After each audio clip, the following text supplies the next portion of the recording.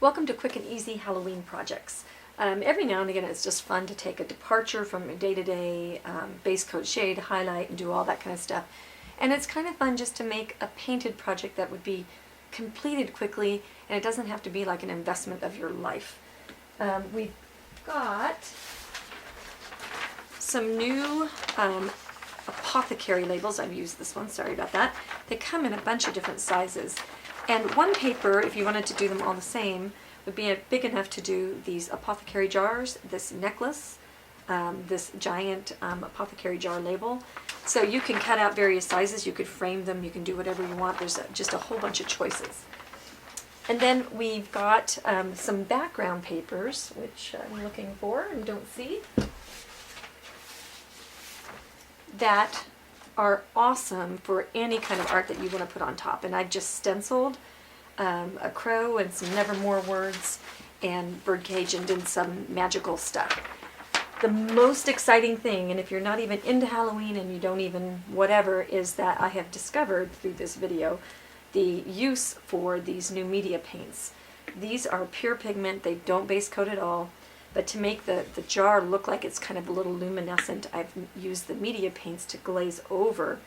And I'm able to glaze over my my label without anything showing or anything covering up the ink. So I'm able to paint on top of something that's already inked, and it doesn't cover anything up. So I can paint over my highlights, and it won't cover my highlights, so it won't base coat it. There's no fillers in these at all. And then interference medium is a iridescent kind of medium that shows up really well on dark things. And I show you all about how to use these in this video.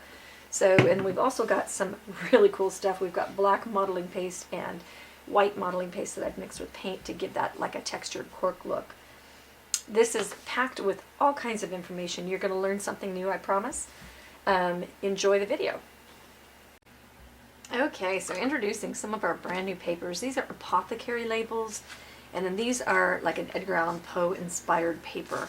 So this has got actually a little bit of the raven, and this is Quoth the Raven. We've got candelabras and gears and steampunk and Victorian and Gothic and everything going on here.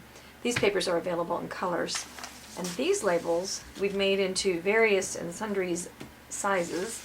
We've got octopus ink, raven feathers, spider silk, mermaid tears. We decided to do these goblin grease, not so spooky and like, you know, Eye of Newton, that kind of thing. We decided to go a little bit more genteel with them, a little bit more fun, a little bit more family friendly. And one of the things that we did with these papers is we made them into papers that can be grisaille painted. So these are all done in the gray.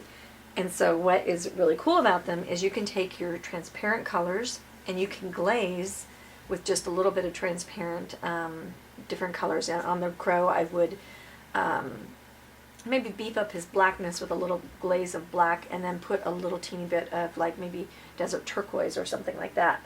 So, and then you could bring some color down into the lettering and stuff. I think the mermaid tears would be fantastic with some teal and aquas worked into this.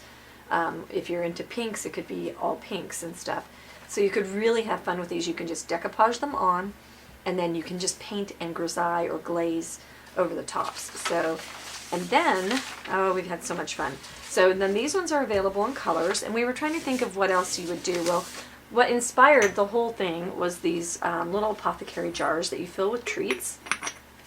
And, you know, we wanted labels to put on here, and we wanted them to be readily available in good sizes. So, you know, like for example, and oh, I've got some cut out over here. They kind of look like playing cards. And we've made one of them the size of a playing card so that you can do like an artist trading card kind of situation. So then you just cut them out, and then you can just glaze them onto your bottle. Okay, so that's kind of the thought behind how this got started. Well, now we've also got a beautiful, a nice wood-shaped apothecary jar. So one of these kinds of jar that's wood, and then you can put your labels on there. You could also, these are made into sizes that you could frame this and put it in as like an entryway kind of thing if you wanted to go that direction. But it even goes even further. Like it's kind of like sky's the limit, you know, and you could take, I like these little Altoid smalls because they fit in my purse and they're kind of tasty. So, but I've got the little empty container. Well, the little empty container would be fantastic for all kinds of odds and ends. So you could take spider silk and just decoupage on the words on there, or you could just go with the art. Like there's a lot of ways that you can kind of subdivide the papers up. So you don't have to just use them, you know, one way. All right, and then we had some fun. Let me get this over here.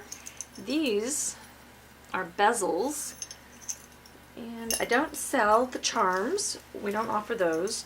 We do carry these little bits here that you can make into jewelry.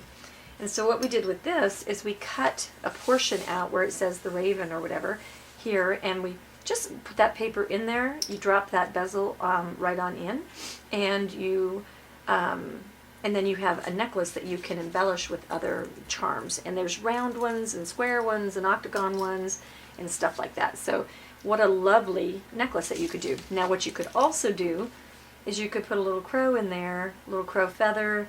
You could have a painting moment, but even better, if you want to get into your lovely Halloween kind of, we thought the mermaid tears was just amazing for a jewelry piece especially, that we've made. If you just take that out, we've made this so that you could actually just pop in that little mermaid tears one. You would just trace the outline on there. The outline you trace from the outside of this stone. Trace it, cut it out, drop it in there, and you can change them, which is kind of cool. Well, I guess you might not be able to change them if you glue it in. But the neat thing is you can make your own custom little necklace, and you can take your small floating brush, put some of your color splashes in there, put a couple of extra little things, some little bits of shell in your jar. You tell a whole story that way. So these are designed to actually be multi-craft kind of things. And so these papers aren't limited to, now you've got jewelry, now you've got little labels for things. And then we had a lot of fun because then we took that same wood jar, which I forgot to bring a little one, and we made it into the most ginormous jar on the planet. Okay, and here's our jar. And we thought this would be fantastic putting it on your front porch. Okay, so now you've got, this is painted like an apothecary jar, and it's got a lovely cork. And then you take and you tie your raffia and your little bottles and your keys and things like that, and it's hanging there. Then we thought you could screw 3 of these together, make them into kind of haunted potions fireplace screen for the fall, or just a triptych on your porch. That would be wonderful as well. And then we went someplace even scarier. So welcome to our lovely journey. This is how this all comes together. So the next thing we thought is that this looks like a giant tombstone, and that looks like a cross. So that this could be really cool to put on your front porch with, just fake tombstone writing and stuff like that. Not just a bottle. But then we had painted this little spooky hollow project, and my hinges are not attached right now because we had to take them apart to trace. But so this little gate closes over the top of this, and once we went tombstone with the bottle, then it was like, well, let's have these tombstones be big. This one's just a paper mache tombstone right here. So, but he stands up, and then when the gates are open, you can see the whole scene, and it just looks lovely. Then, long story, a lot of fun, a lot of things. Okay, so this is the giant size tombstone or apothecary jar, except for we've reshaped it as a tombstone. And then you can, you can make a loud noise. You can put your hinges on, and then you have the giant triptych for your front porch for Halloween. And we've redone the gates so that they fit all the different tombstone shapes, and you could have different ones. But a scene painted on this on your front porch, wonderful. Okay, so I'm going to show you a couple of quick and easy projects that you can make using some pretty affordable surfaces. You can take some canning jars or apothecary jars.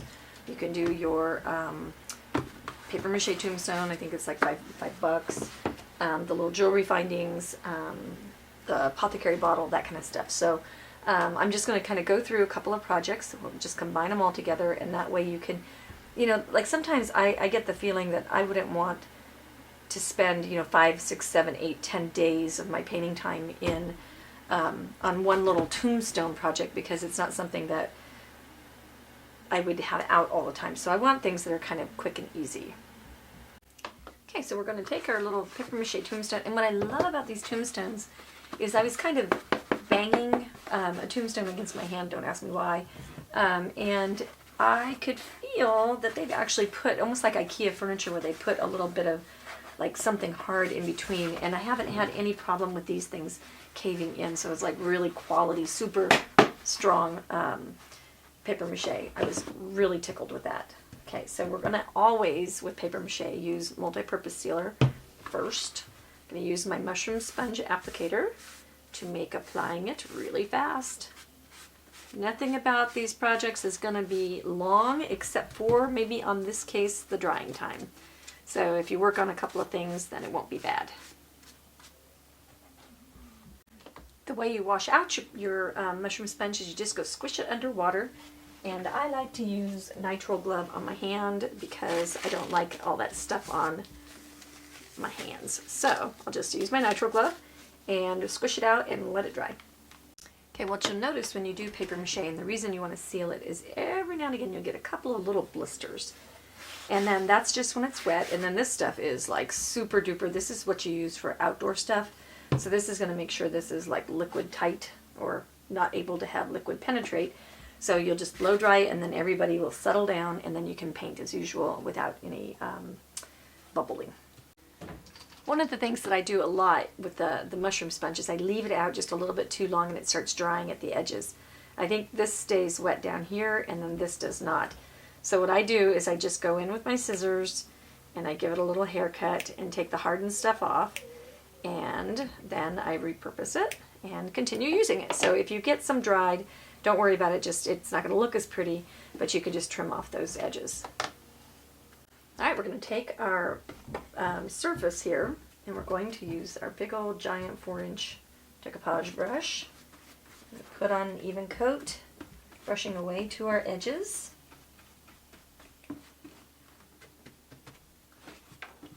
You don't want it puddly, but you don't want it dry.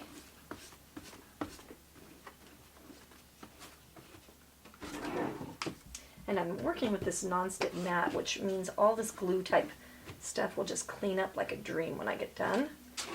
And we want to be careful of our edges drying quicker than everything else, because the paint or the medium will dry from the outside in. Okay, then I'm going to make sure we're not putting it in a wet spot. Put some, let's see, I think I want this lower corner is what I want. Put your medium on the back of your paper.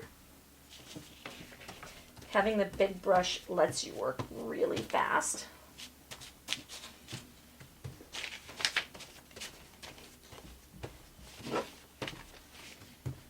Yeah. It's hard to do this gracefully. Apologize for my goofiness. And then we go on here, and did I get the right corner? I didn't get the right corner. I'm going to have to refresh on my, when you flip the paper over, you've got to do the opposite side.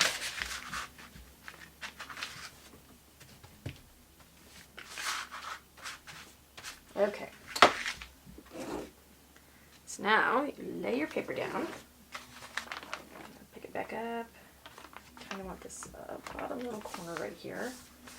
Okay, dry your hands off because you don't want any of this on the top.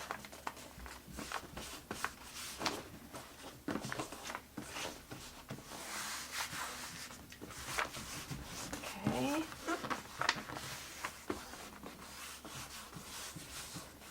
That is phenomenal looking. Kind of give it a little pinch around the edge. Make sure that you get into some of those little bent areas on the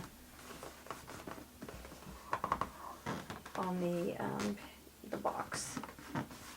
Okay, I'm going to take my little brayer. I've got a little kind of concave little cap here. You can find whatever works, the back of a spoon. And I'm just going to get that really nice and flat, no bubbles.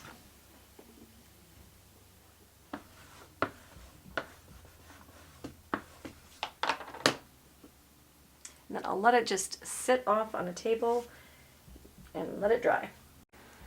All right, so my paper is dry. I left it dry overnight. And I've got to tell you, that is as smooth decoupage as I've ever seen, actually. That worked out really well, and it's on paper mache.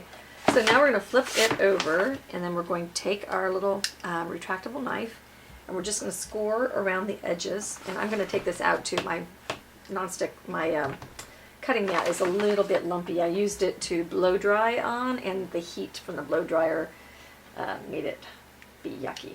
Anyway, so I'm going to take this out to the other side, but I'm just going to score along around the whole edges. Okay, and as I'm reading my directions, I believe what it's saying is that I was supposed to have put my my additional coats of stuff over the top, and I'm using the mat so that I can paint over this, but I didn't, and I really am liking how this turned out. So it says for smoother coat to put a little bit of water in your brush, so I'm going to, I think that'll make the glue just a little bit thinner. I'm going to brush from the middle out. I don't want to make it saturated, but just a little bit of thinner glue, I think, and get rid of that little schmutzy thing.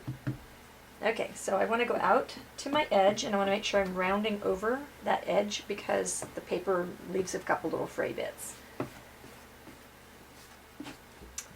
And I didn't get enough out. But notice that I'm not just like glomming it on there. I think that that's also a good idea. Super not a fan of these open mouth jars.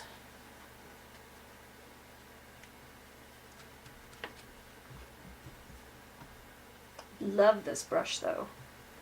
If you want to do quick work easily, this is the brush to get.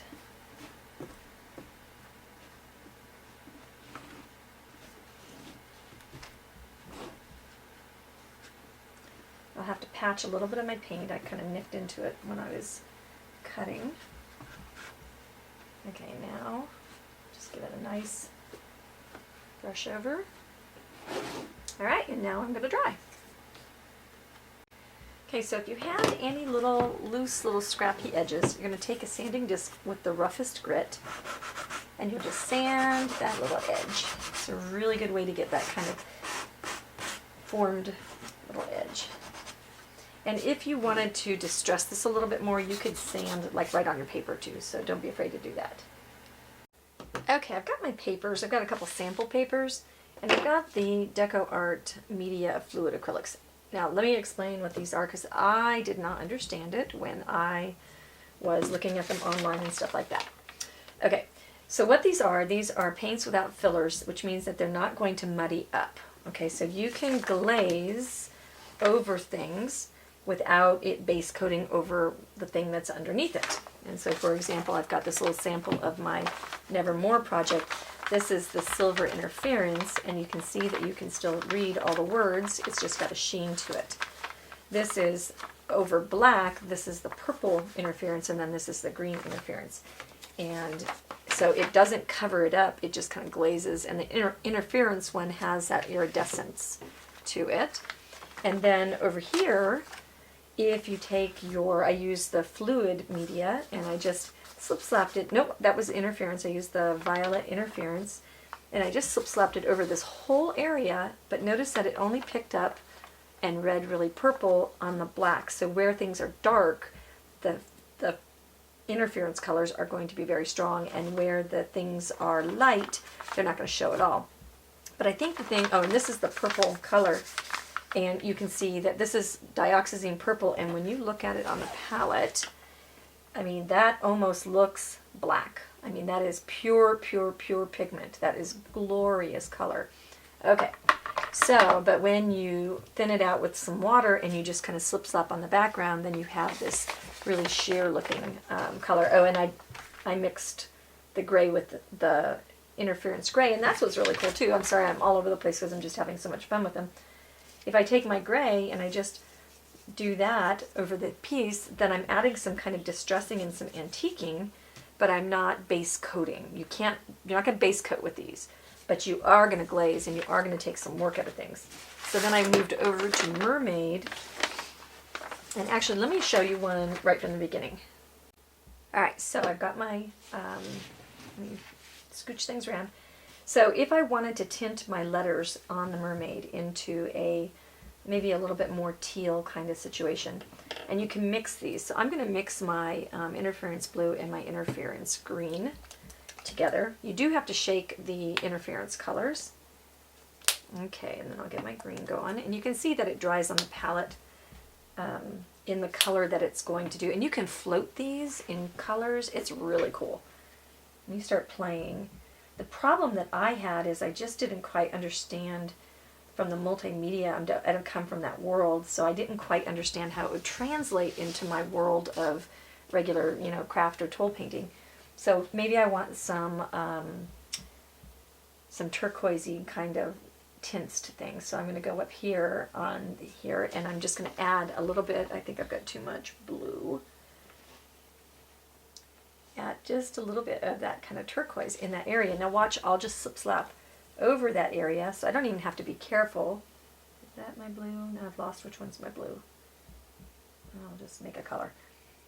So I can just go over it, and I'm going to get just a tint of color in these areas. But now if I wanted those, say I wanted it a little bit stronger, I can go into that color, a little bit, teeny bit of the blue, and I can kind of strengthen my interference color. And I can just put that in. Then I'm going to get a little bit of that glazing in the background. Can you see? It's really subtle, but I think that's the thing that's so amazing. So we've got this distressing and antiquing over here. You can, whoops, too much. Go into a little bit more medium.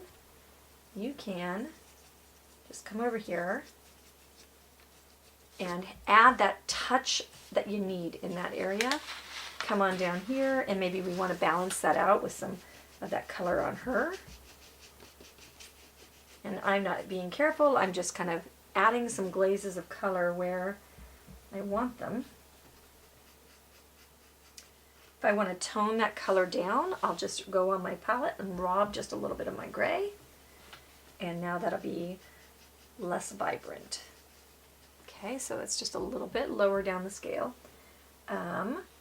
So then I've got that going on, so maybe I want her hair. I'm going to have to rinse that brush. And I've got gold and my yellow.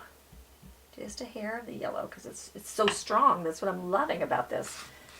Okay, so we're going to go into her hair, and I'm just going to pick on a little bit. And so this is like using the artwork to make, you know, it's color book, but marker, but paint, but whatever. Okay, so see how easy it is to add just that little bit of tone color there. And just add the little hints, and you know, here I went crazy with all the colors because I just was playing. But here's the thing I want to share. Okay, is when I feel this, I mean, I don't know if you can listen, it's the same. There's not, you know how when you put paint on paper, it always feels really rough. This doesn't have any change in feeling at all, but yet it's not rubbing off. It's not making my paper buckle, it's not, I'm just using so little because it's so pure, and it's just tinting.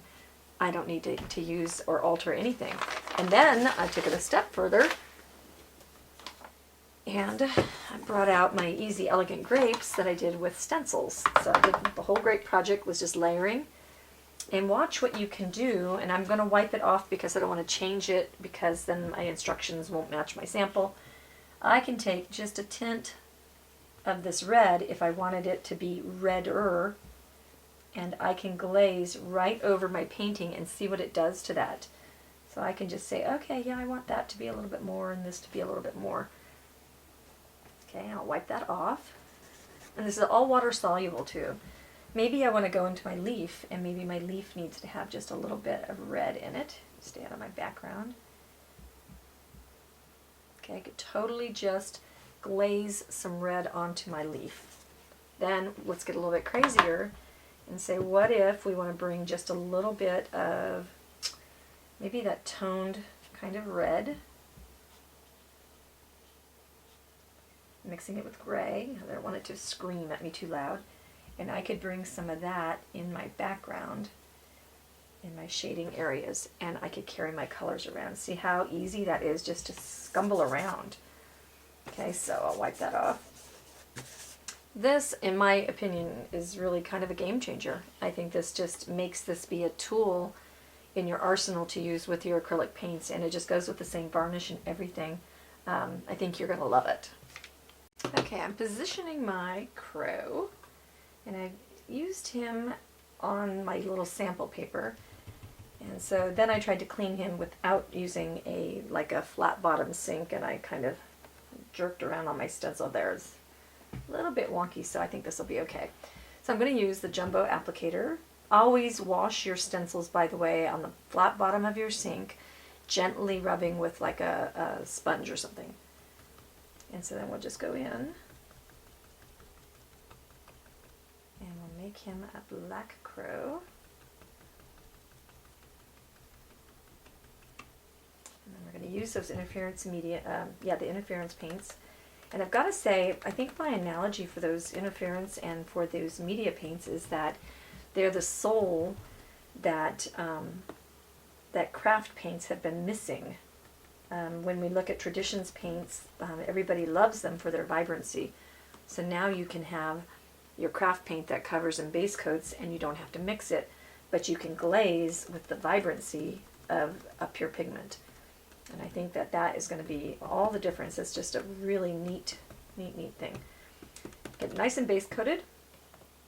And take off your stencil, and we're going to need to play with him and the Nevermore word before we put on the cage, because I think we're going to texture the cage.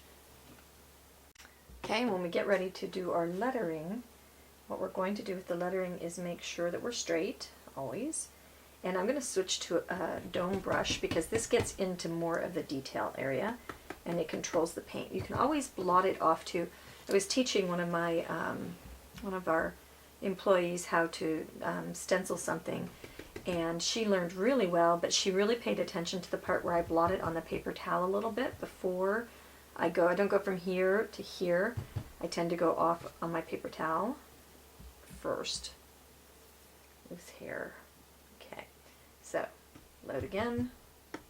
It's better to do a couple thin coats, and she's got it where she doesn't have any bleed under or any little yucky things. So I was commending her, and I thought that would be something that I could share with you guys. So just go ahead and give that a nice base, and by the time you move across, you'll probably be ready to do a number 2 coat if you feel like you need it. Alright, I think the thing that you're going to see too is because they're so pure and you're not trying to base coat, these little bottles are going to last you a really long time because you just need a little drop of stuff. So I want to antique my edges just a little bit more than they are with the gray. So I'm going to get over there and just antique them. Pull some of that in my cobwebby corners. Okay.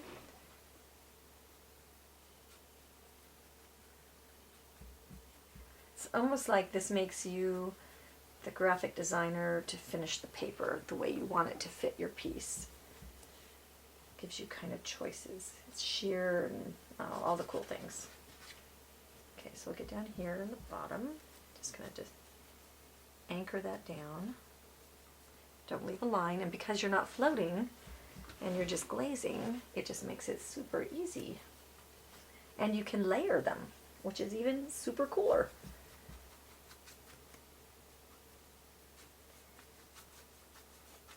Okay, so I'm just going to bring that across.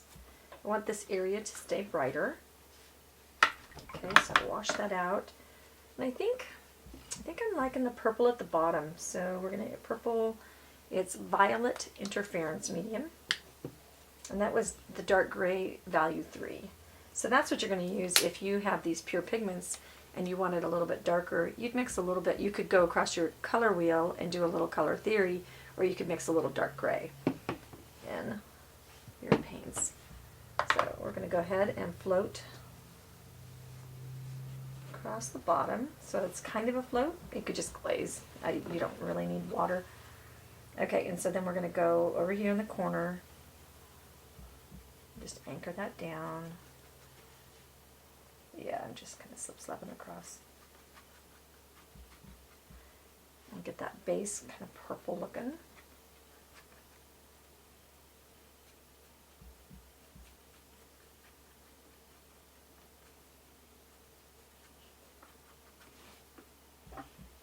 And we'll reach the arm of that purple up. Okay, so bring that kind of climbing up.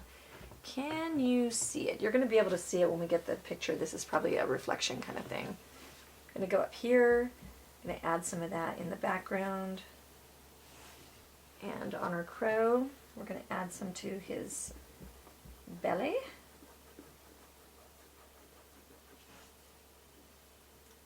Maybe a little bit to his branch. And then I think I like that little bit of turquoise iridescence in there as well.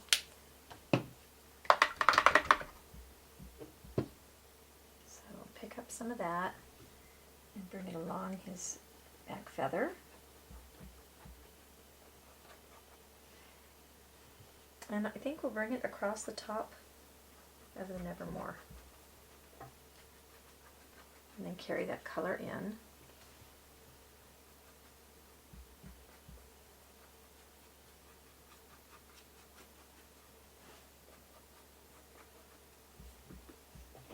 Okay, and then you take a look and see what you got. Now, to make it be more, or rather less subtle, let's go into phthalo green. And see, I'm just going to take out just that microscopic drop because there's no way I want phthalo green screaming across my project. I'm going to mix it with the gray and then mix it with interference. Now this is going to be more strong, so I'm going to want to be really careful with this one. Okay, so I think we'll bring this up side. See how that's showing on the gray paper? Up here in the corner. Okay, so we want to definitely make sure we're mixed. The neat thing is that you have the control to take that color down versus having, you know, this is my zinc color and I can't do anything other than make it be zinc or mix it muddy with things. You get that option. Okay, so this is looking really good. This is probably more than anything a multimedia project, which is just fine. Kind of want it cobwebby looking and one color sneaking into the other.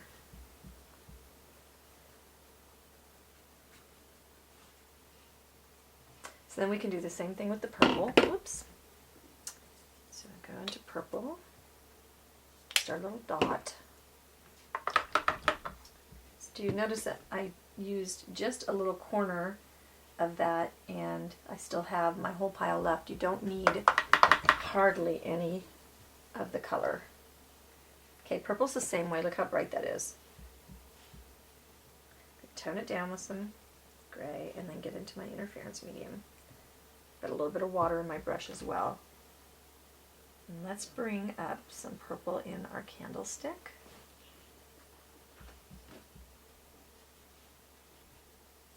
And maybe over in this side over here. You're starting to see kind of a little fadey color. I can bring it. I don't want this just to become like a purple project.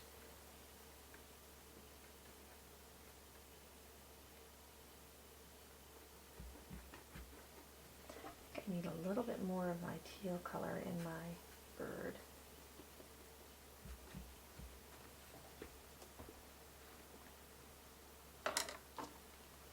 Okay, I want to try adding a little bit of dreamy mistiness. I'm going to start with my slate gray. I think I'm going to come, that's probably not going to cover. Yeah, well that might mute out some of the writing, which will make it appear dreamy. I'm going to go behind my candlestick. In front over here, kind of trickle down and around. And then I want to bring it up and around through my word. So now we're going to love that we have a little bit of the opaqueness. So the regular acrylic paints will give us the opaqueness, and then the media paints will give us the sheer transparent, and then we have the best of both worlds, and we can just put our puzzle together any way we want. So here we go, now with white. I'm going behind the candlestick.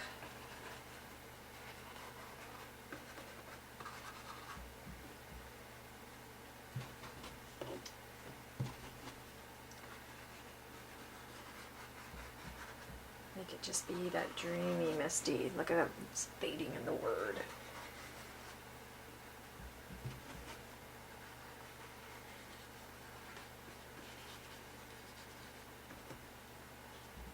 Okay, now we need to get it whiter.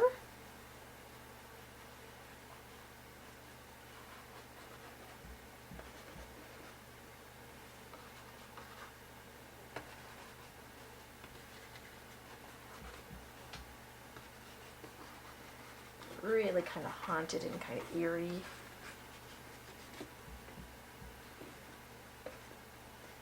Yeah, maybe we need to go in front of that candelabra. Yeah. Okay. And we'll just bring up the white a little bit more.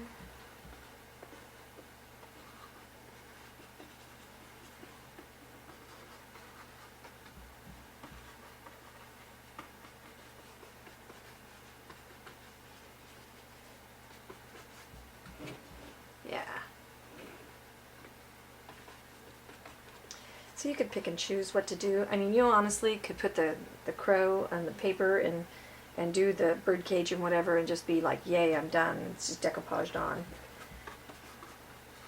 Okay, and now we need to spatter. So we'll get out our White Wonder rake. And it's a really long, kind of floppy little rake. And that is going to make our spatters be fall off where we want them to. You always test off someplace where your project isn't, or your neighbor's project. You don't want either of those things happening.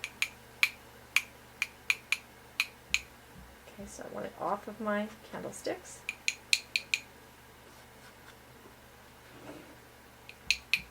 And I also want it off my crow. I want my crow to be black. So I'll turn my brush. Okay, this brush is not heavy handled enough. You need a heavy handle to be able to get the paint to kind of cooperate.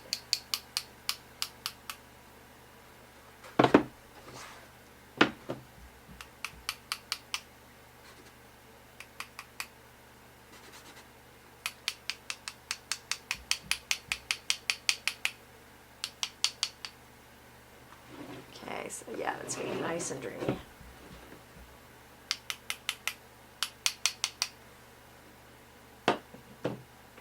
And I think, let's go in with a little bit of black at our outer edges.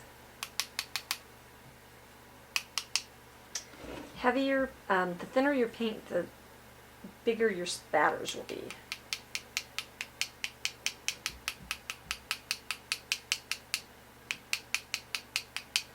Just give that a nice, kind of eerie kind of. This would be a fantastic project for like a one of your chapter meetings or something like that, because it's just so different, but it would be so easy to get done all at the same time. People could play with the colors. You know, that'd be great.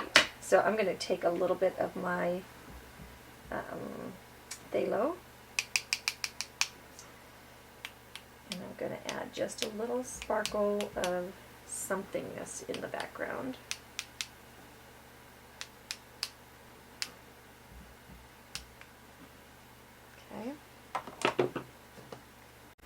We made gates that fit all of these tombstone styles, and then we made different sizes of all the tombstones.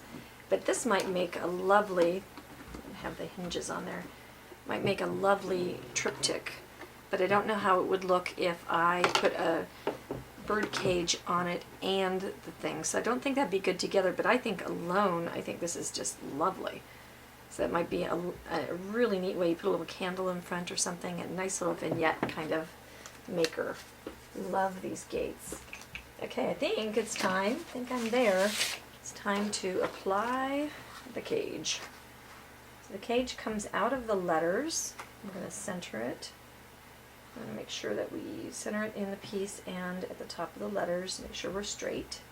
And then I'm going to tape my bottom here so that when I put the medium over it, it won't shift around. Okay, we have a couple new toys to play with here. We've got our extra big rounded edged palette knife, And we've got the black tinted modeling paste, so we don't have to do any of the work. Okay, so what we're going to do is, I want this to be textured, so what we're going to do is just, I'm going to get a little bit less of that on there. We don't need so much. And then we're just going to go and fill in the areas, holding your stencil down.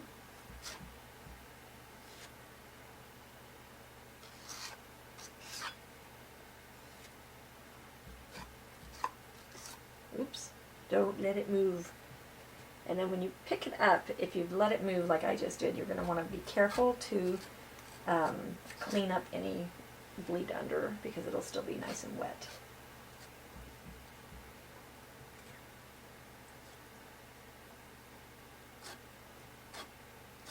If you want it real thick, I'm leaving mine on kind of thick, so it's going to be kind of raised.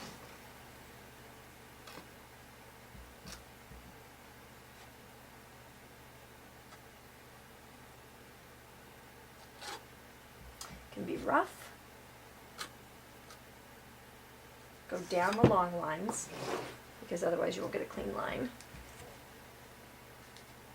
And to answer the question, yes, I'm learning these things as I'm going along. So I'm just sharing my observations with you as I'm painting, which is what I always do. And then if I make a mistake, I show you how I'd fix it. That's why we leave all these little flubs in here.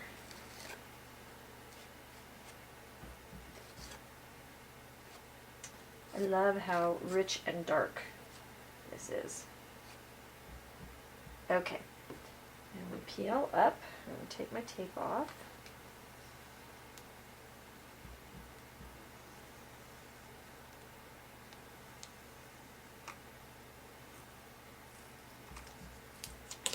Okay, and then we peel straight up.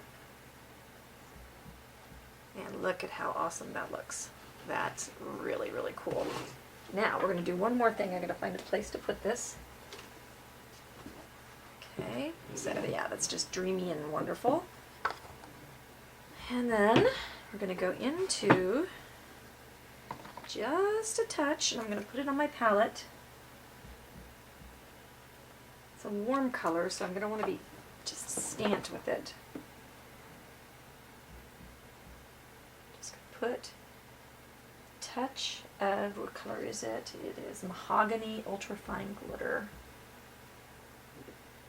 Kind of thinking rusty metal here.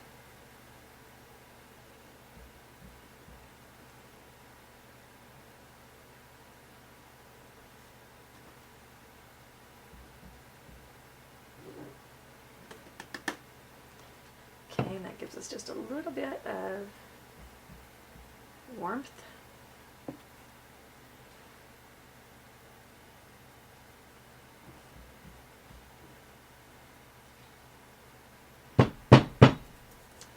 Okay, that is so stinking cool. I love it. Okay, so I'm back to my gates just to see how they'd look. And you know, I don't think they look that bad. It's pretty cool looking. Just kind of frames it. Love these. Okay, so I've brushed off my excess glitter with a mop brush. And you could easily add just little scumbles of some clear glitter, some like sparkly, just shiny stuff. And that would be really pretty in there, I think, as well. I love how this is kind of understated, but kind of eerie and creepy, and it just fits that Poe-esque. It's a more elegant kind of masquerade Halloween versus a icky, you know, haunted kind of thing. This is just insinuates a lot of attitude. And I think, oh, I've got one more thing I want to add. At least I think I want to add it. Am I dry? I think I'm dry. I want to have a little bit of metal on here, so I'm thinking that I'll add a key and a keyhole, and then just kind of glue, whoops, hi, glue that there and hang some other keys on it. Okay, I'm going to use my drill for my hole, and that will just poke a hole in there.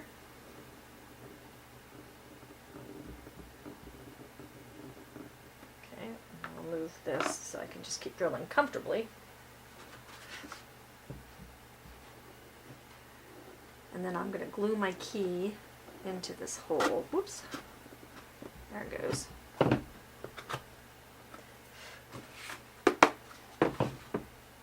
Let's see if that fits in there. Not quite. So we use the bigger end and kind of make it a little bit bigger. Definitely want it to be tight. Okay, so keyholes first, and I think we need to add just a little bit of black paint. We'll add some of this muck here, right where the keyhole's going to go, so that you don't see blue behind the keyhole, because that should definitely be dark. Okay, so I'm going to put a glob of glue on here, put a glob in my hole, and move quickly. Get that on the glue, get it straight, and then get the key in that hole before everything dries. Okay, so I'm going to mix a little teeny bit of black in with the dark gray. I want a little bit more opacity for my antiquing. Got to be careful though, that means I'm floating, so I want to be really cautious that I don't think I'm glazing, because glazing we can be careless, floating we can't. Okay, I want this just to be a little bit more strongly colored at the edges.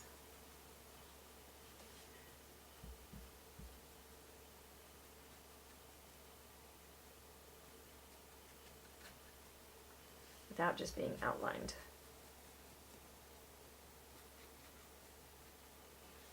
Okay, I think that's a little bit better.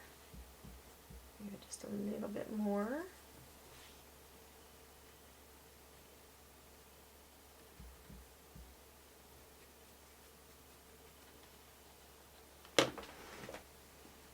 You get back and squint. See if that helps you figure stuff out. It usually does me. That went behind. Let's darken that back up. Kind of brings the candlestick forward. Just a fun little project. I'm going in with a little teeny bit more of the purple and the violet interference medium. Just a little bit more in the corners.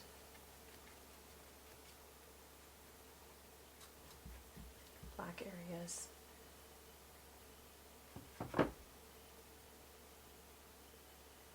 And go on the cage. Oh, I didn't even think about that. The cage is going to pick that up so nicely.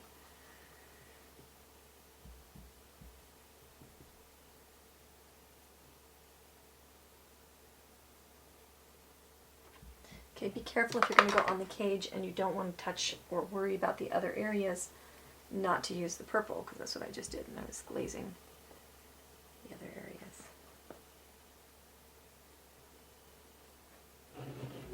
Oh yeah. Neat, neat, neat, neat, neat. That little bit of sparkle from the, and warmth, I think that's just really fun. Go back into the gray black. Deepen just a little bit more. Okay, I think I want just a little bit stronger trail of pretty stuff. So we're just going to make some little sparkles.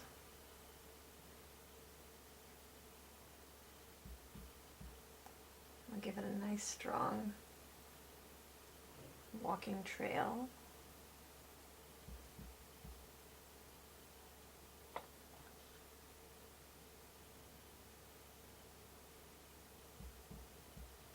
And then I'll kind of bring that magic into our scene.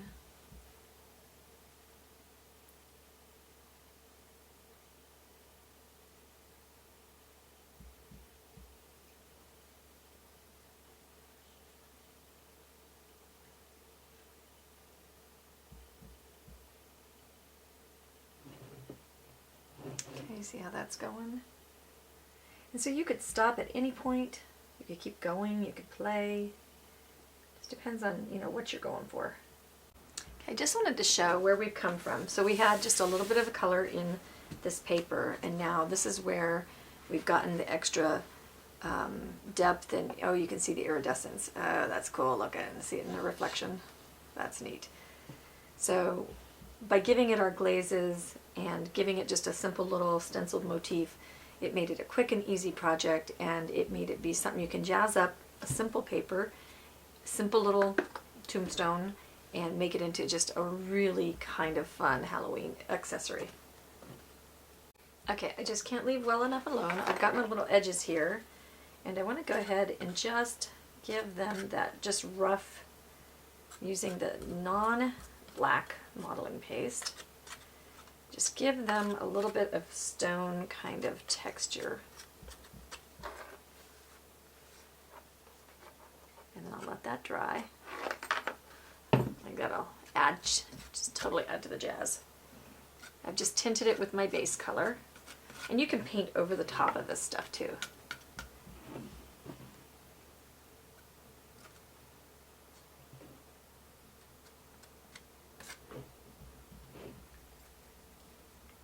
Okay, while I'm showing things off, just wanted to share, this is, the bottle goes all the way from that 29-inch one down to a little thing that can be just a charm on something. And the tombstones come in little, basically hand-sized little dudes that you could, you know, put the letters boo on there or something like that. You could really have a lot of fun with these. Okay, we're going to start painting this ginormous bottle. This isn't the most ginormous one. If you're going to paint the really, really big one, then you want to get the, I think they're they're oval texture brushes instead of these big dome brushes. Okay, so what we're going to do first is we're going to get some highlight going on, and then we're going to glaze over this bottle at the end. So we're going to establish highs and lows, and then, so I'm using cocoa on the edges.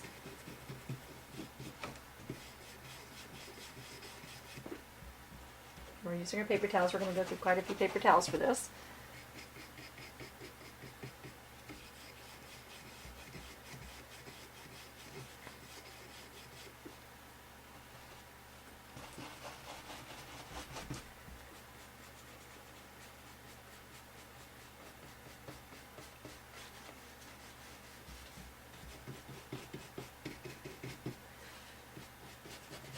What I like about dry rubbing is it's just something that is so simple that just anybody could do it. You could, you know, take a stranger in off the street and say, hey, let's do this technique, and they could get it.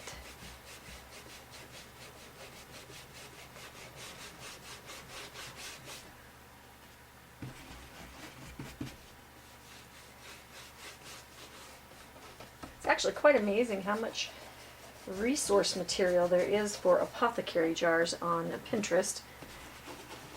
They had just tons and tons of boards and things. Apparently it's even more popular than I thought it was.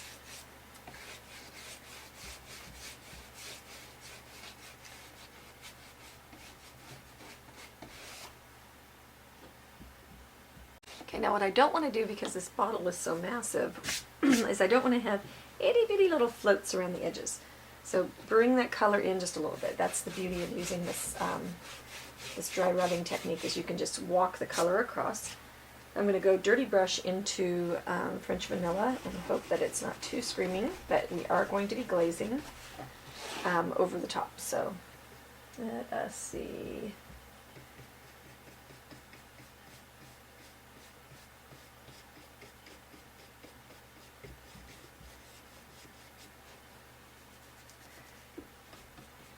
And now we're going to keep this color in to the edges.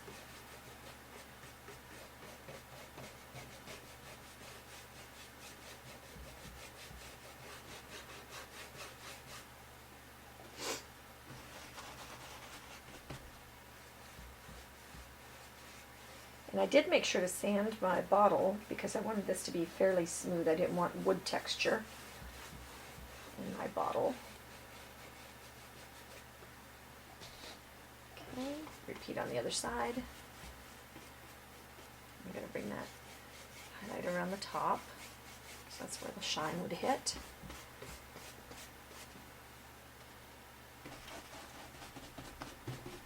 You could change your colors up and you could make a wine bottle out of this. You could make a chalkboard out of the big one. That would be lovely. Make a wine bottle chalkboard, maybe with the label of the chalk part.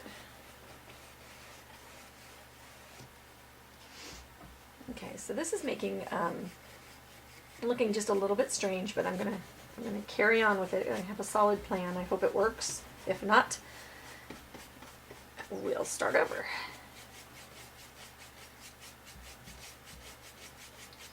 So when I want things to fade, I just lessen my pressure and use a brush that has tired paint on it. So, okay.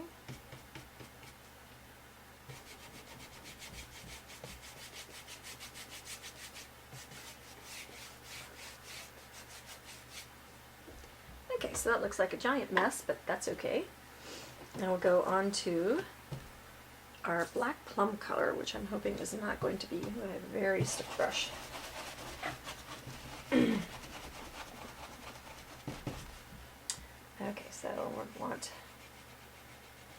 some black plum back there. Make it be like a little bit of stuff shining through from various background areas.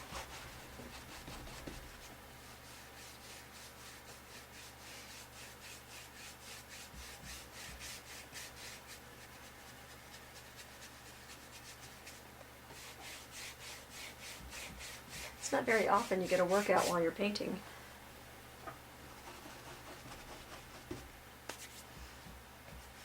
Oops. Spend some time on your paper, on your, that's where my label's going to go anyway. Silly me.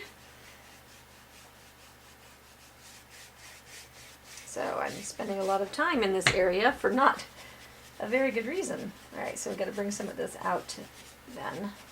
Forgot all about the label, which was the whole idea behind the jar.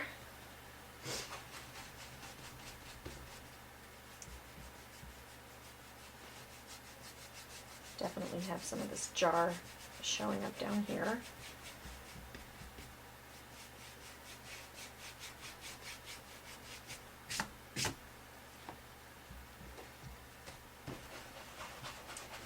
Save your tired little paper towels for another day of painting, and it helps you reuse and recycle a little bit. Once they dry out, then you can just use them for the dry rubbing.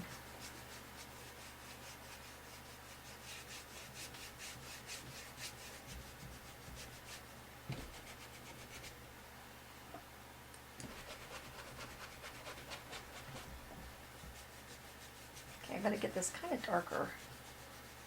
I need to get my label out and see how far it comes out. I'll do that now.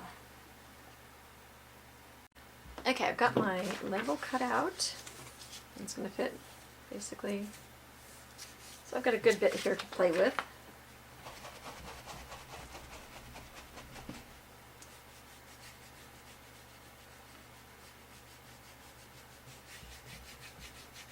Deepen that color. Everything that we're doing right now is really almost as if we were doing it in grayscale. I'm wanting a kind of a warm grisaille look, and then we're going to glaze over with those really wonderful transparent pigments and change the color of everything.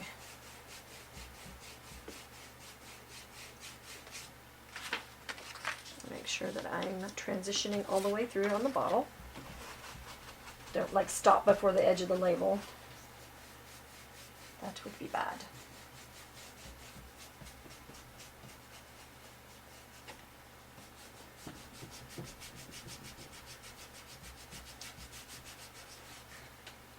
Okay, I'm going to repeat with soft black.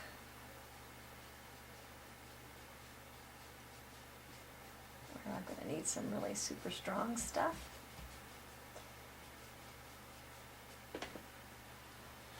Okay.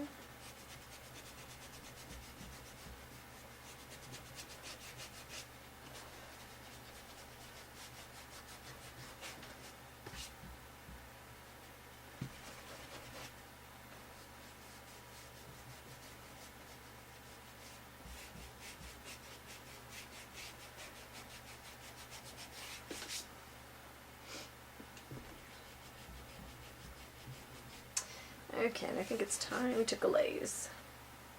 Okay, I've got a color mixed and I've done the top right here. So let's see what it looks like when we get big. Okay, we're going to use water as our medium. And we're going to mix, and this is going to be a little crazy for some of you, so just hold on. We're going to take a pile.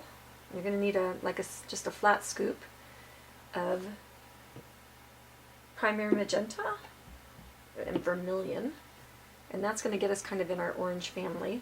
We're going to need plenty of water. Go in and grab a little bit of yellow to lighten it. A little bit more magenta. We're looking for something that says magenta, but it's definitely orange. Now we'll tone with our gray, and then a dash of purple.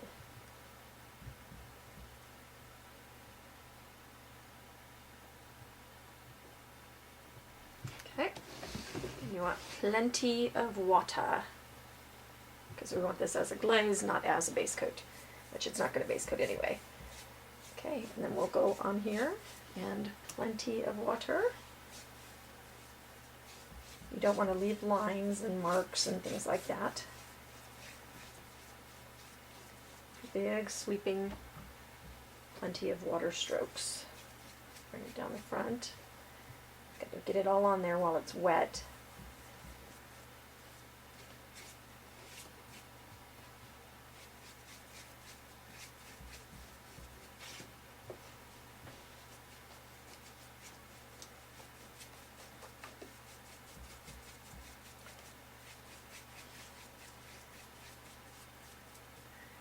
Okay, churn over, deepen it up a little bit.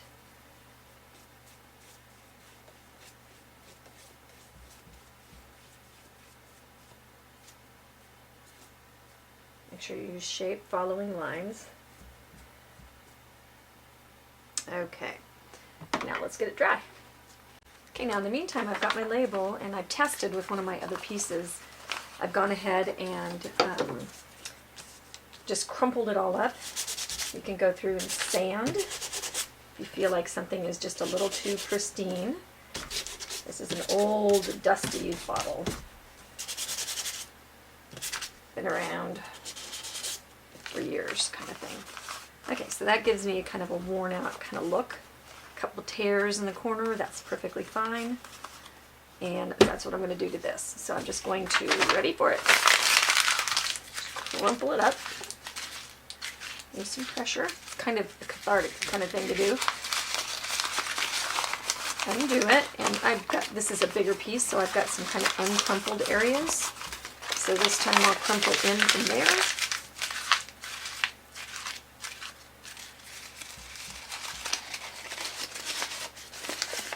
Yeah, I got some little rips and tears, it's perfect.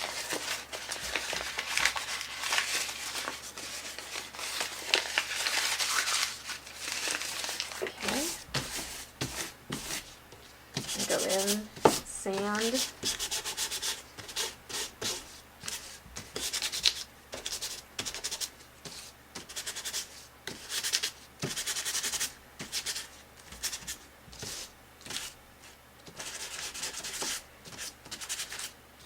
Anything that looks a little too new, bit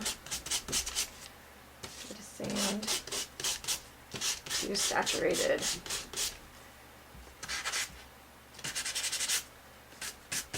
Okay, so that gives us a nice look. Okay, like the color of the bottle, I'm going to go in with a few little floats. See how the glaze just kind of brought all those colors together. And you could increase some of that. You could, go and float it again or glaze it again. Okay, so we want a nice dark, this is soft black.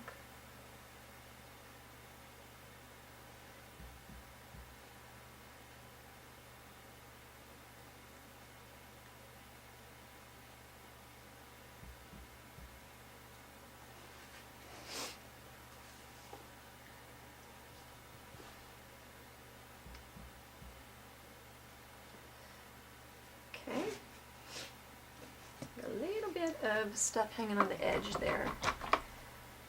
And then I think Let's go into a little of this glazing but light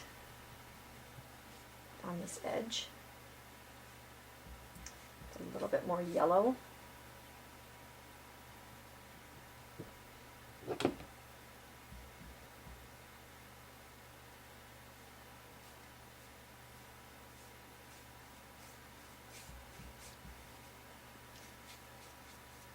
That's where you get that beautiful luminescence of these pure pigments.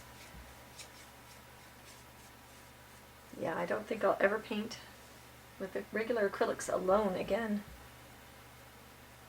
Pretty amazing stuff.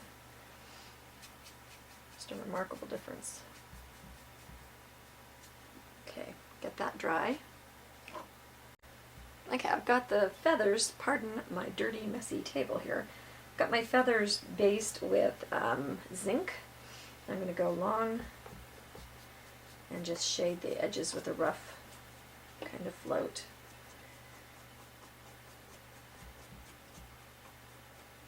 Okay, just give it a little bit of a shazah. Okay, I think we're going to go in with a little teeny bit more yellow red. Just knock that yellow back just a little bit. Just right next to that edge.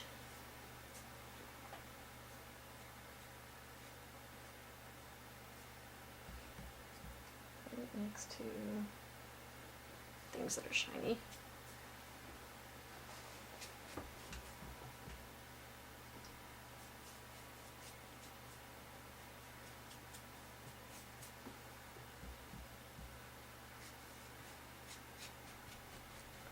I think the yellow is going to give me just a little bit of that glow. I'm going to take a little bit of texture of the modeling paste. Yeah, it's straight the white modeling paste. I'm going to mix it with cocoa.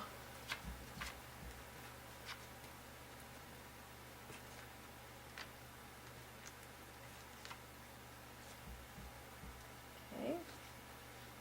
Then I'm going to kind of make a textury looking, probably need a little piece of tape. Tape is definitely your friend. So this is stretchy tape, and so that will bend however I want it to. So I can just kind of tweak it that line.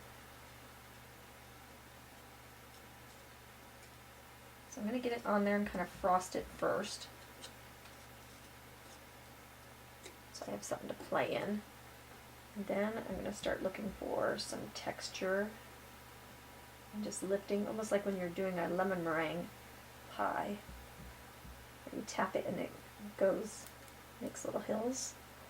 And then just ever so softly flatten the hills. Okay, now I'm going to get my decoupage medium. And I'm going to apply it over the middle. And you can actually apply it over the whole bottle, just to have evenness of texture and sheen.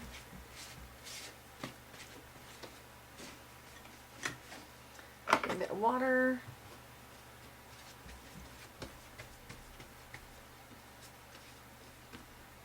Okay, go back over. A bit of water.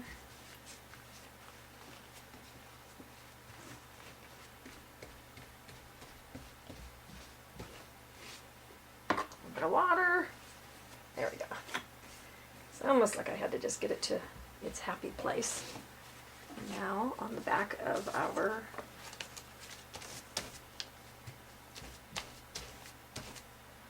being careful not to get it on the front.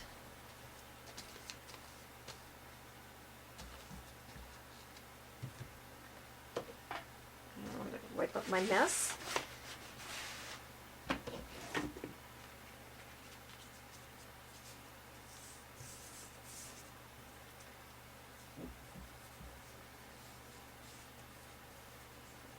Can leave some of those tears up. Don't glue them all the way down for more realism.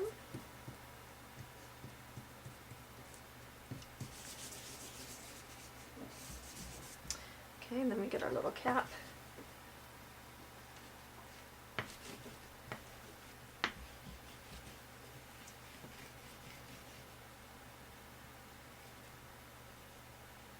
Out to our edge.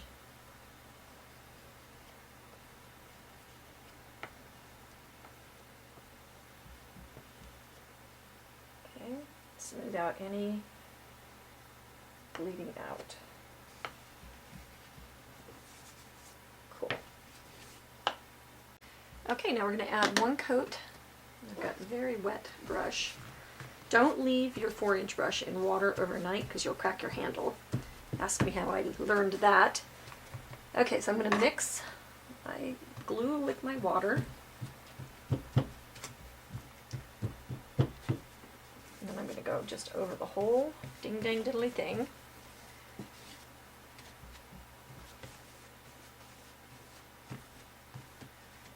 And that'll protect my paper from what I'm about to do next. Okay, while I'm waiting for things to dry, I can just give my nonstick mat a little squirt with some water.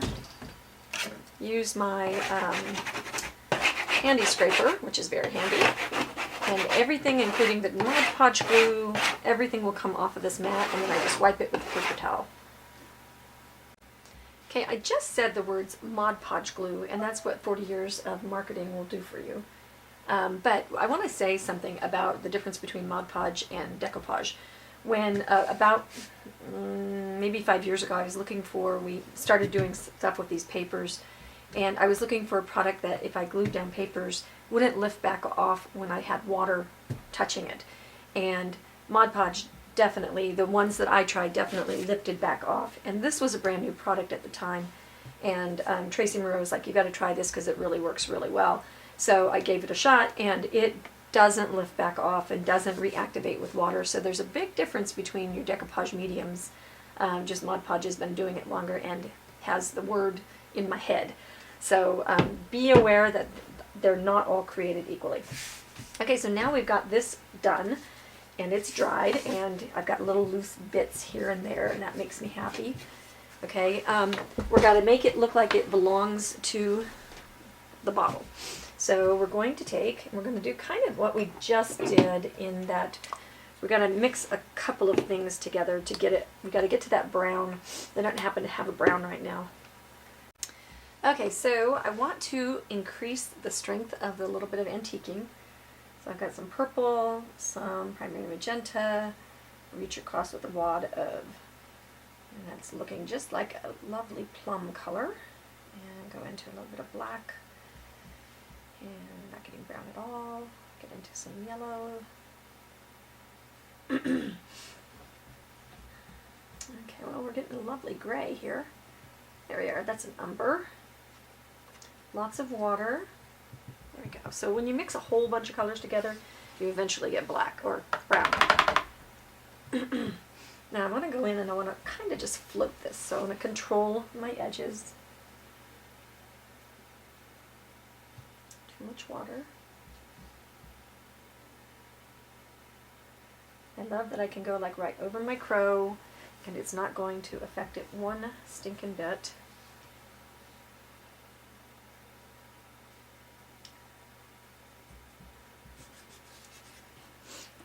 Let's give it some antiquing here and there.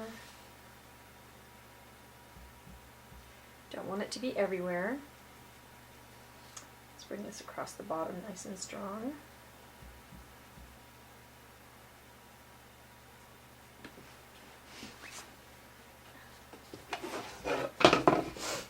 Give this bottle, this got allergies super bad right now, sorry. Just give this antiqued look to this thing. And that's going to catch really unevenly, which is awesome. I'm not floating anymore, by the way. I'm just kind of glazing. It's going to catch the cracks, and it's going to do all kinds of really neato things.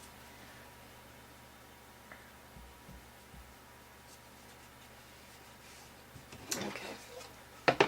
So we're going to look at our work, and we're going to squint, and I'm going to bring this down just a little bit. So I've got it almost a little bit glazed everywhere. Just that white is just a little bit too clean for me. All right, now we need to get into some, I think, the interference medium. I think, and I'm trying to decide if our crow needs to be blue, purple. Not sure. So what I'm going to do is play. I'm going to lean towards, I'm going to lean towards green. Okay, I'll just get some kind of iridescence going in his. And need a little bit of help. So what this does, the interference medium, which we talked about earlier, is where it's really dark, it's going to give that green cast of color, so like on the lettering, but it's not going to really affect your background at all. So I can give the whole word, just by glazing right over that area, a little bit of green. And I can take my feathers, which are black, and I can give them a little bit of the green. Just kind of pulling in to catch the light.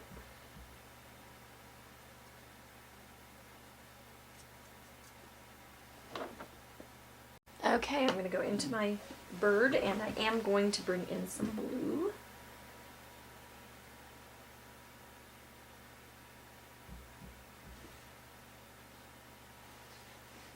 Look at how that's just not picking up.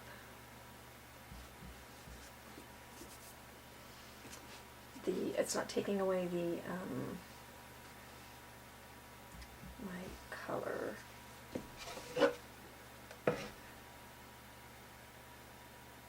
Just want just an ever so subtle hint.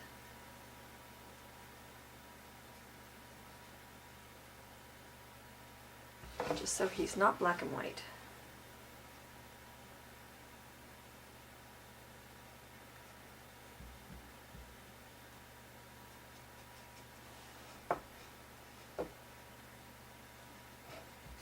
And I think we'll go down here on his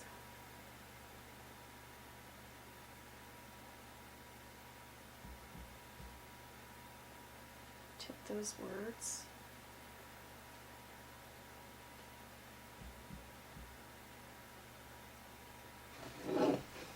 Okay, take a look. Okay, so now our label is definitely more aged than it was before. Here's the before, here's the after.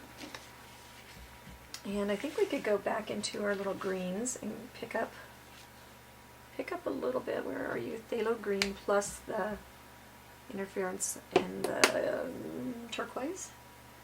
Just a hair of the phthalo in that. I want it to show a little bit more.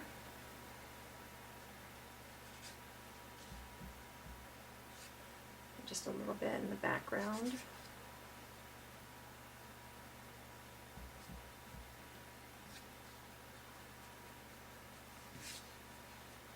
Like maybe this used to be a colored label, but it's faded or something. Pick up just a little bit of the yellow, fade it out.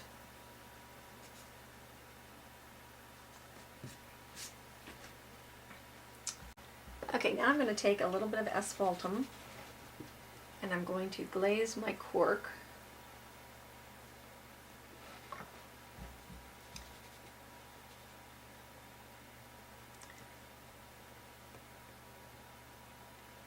I'm going to let it settle into the different areas. And then I'm going to use a flat paper towel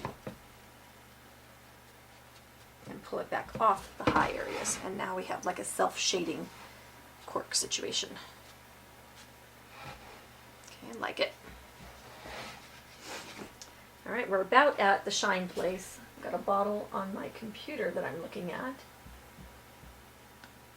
That's what you do when you need to look at something to see where the shines are and all that kind of stuff. You need to get online and Google it, and you'll have all kinds of resources.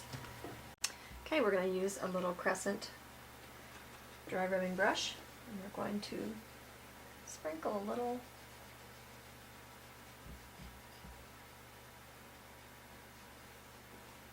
shine there. I'm going to repeat with some white. And we've got a little bit of a kind of a little shine moment going on next to the edge. I've got a big shine moment going on right here. Let's see if I can get it in the right place.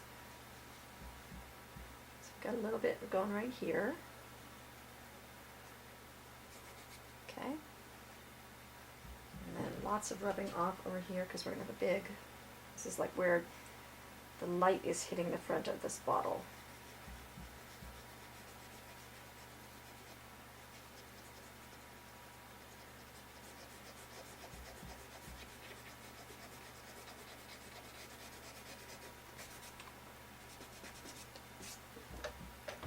Okay, I need to switch to a bigger brush for that one.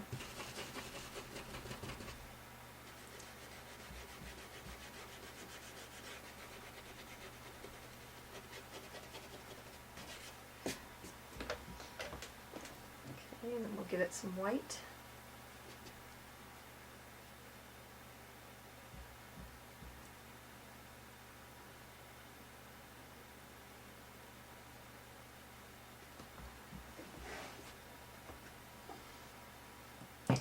Rub that out back into our French vanilla.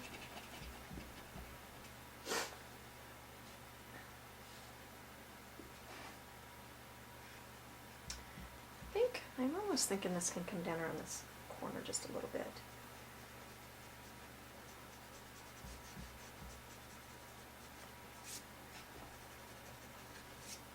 And I'll go into some French vanilla and give just a little bit of a line going down the edge.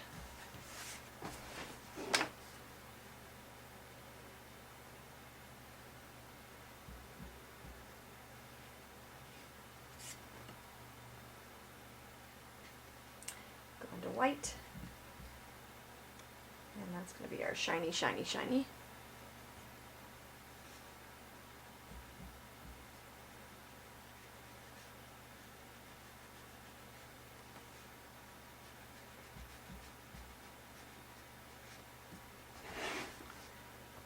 Okay, and there's our little bottle.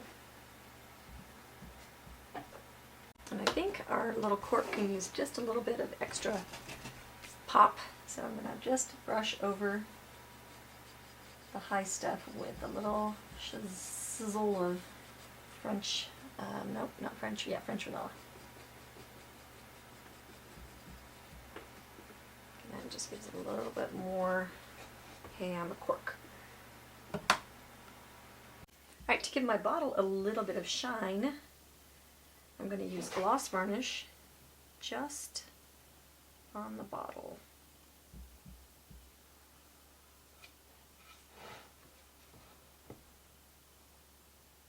Not on that label.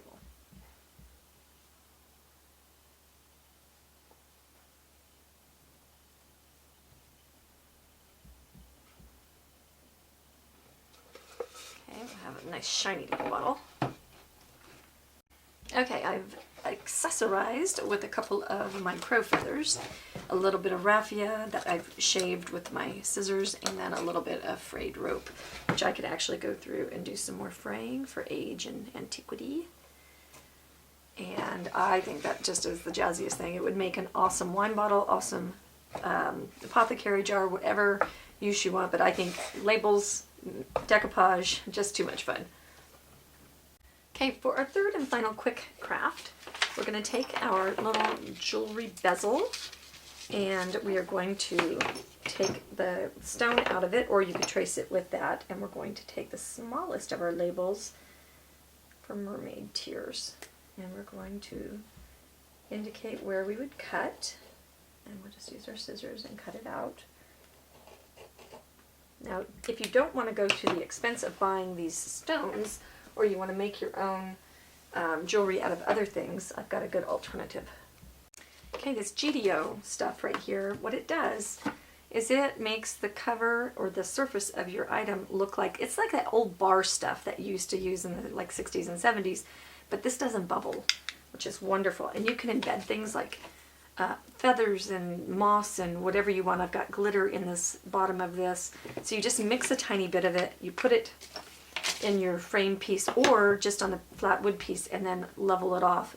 Put it on a nonstick mat or something that you can just peel it off later, because if it goes over its edge, it will be stuck there. But I like that it self-levels if I put glitter or something else in it.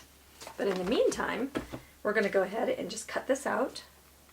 Okay, and then we've got our paper. So I want my mermaid to have just a little bit of, let's get you down in there, a little bit of turquoise in her. So I'm going to go with the phthalo and yellow and a touch of the blue. Yeah, that's giving me a nice little turquoise color into the blue. Guess you can't see what the heck I'm doing here. So I'm just getting a turquoise. And then I'm going to get my head in the way because I can't see what I'm doing. And I'm going to just give her a little splash of color.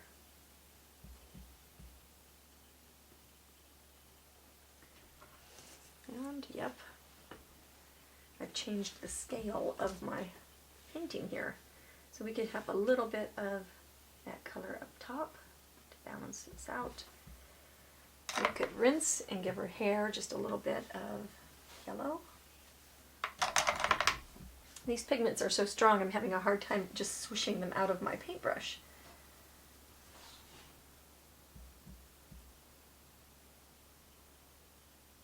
Okay, so now she's got just that little bit of yellow going on. And Bob's your uncle. You pop that puppy in there. And you glue in your bezel. And now you have a beautiful, if you add a couple of little accessories, or keys, we've got them on the website, feathers, a little bottle of whatever. You gotta get that glued. Okay, so now you've got a charming necklace. That falls apart. I'll do that again. So now you have a charming little necklace that you've just added a little tint of colors. You could put some things underneath. It's just a fun little project. You could do it with the kids, change it out, that kind of thing. Okay, I've got my necklace here, but I think I'm going to make my bottle a little bit dusty. So let's get back out here. I've got a little bit of khaki tan in this great big oval texture brush. I'm going to stipple on just a little bit of dust. Flat.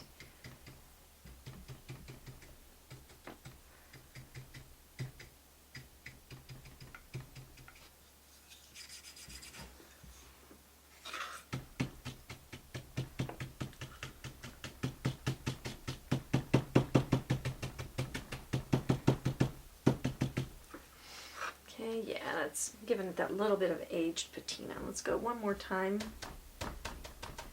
Work that paint evenly over the surface of that brush. I've got one spot that has way more than the other.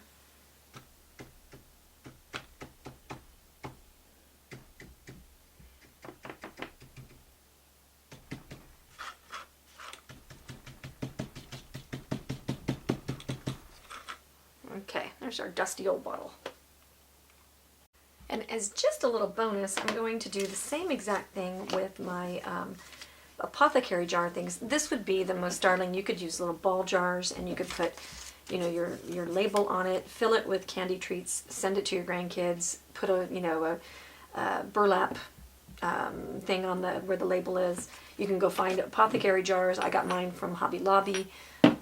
You know, so you can just put these labels on just anything, and because you get so many sizes, you can make just like a jillion projects. So I'm just going to do the same exact technique that I did before, and I'm going to use the matte decoupage. It says it adheres to glass, so I'm going to age this. I thought about using the gloss decoupage medium because I thought that maybe it would, on the glass, the gloss might be a better idea, but I'm just going to go ahead and use matte. But you might consider that. That was just a thought that I had. So I'm just going to do that to all three, and then I'll show you how I put them on. Okay, and just the same way, we're just going to decide basically where we want our little labels. I'll put some of this medium on our jar. Put some on the back of our paper.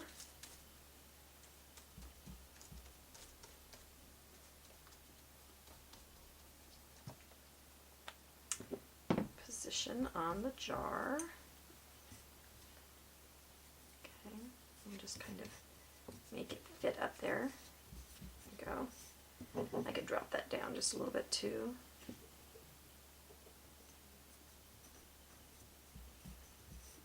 There we go. Make it nice and even. Straighten them out.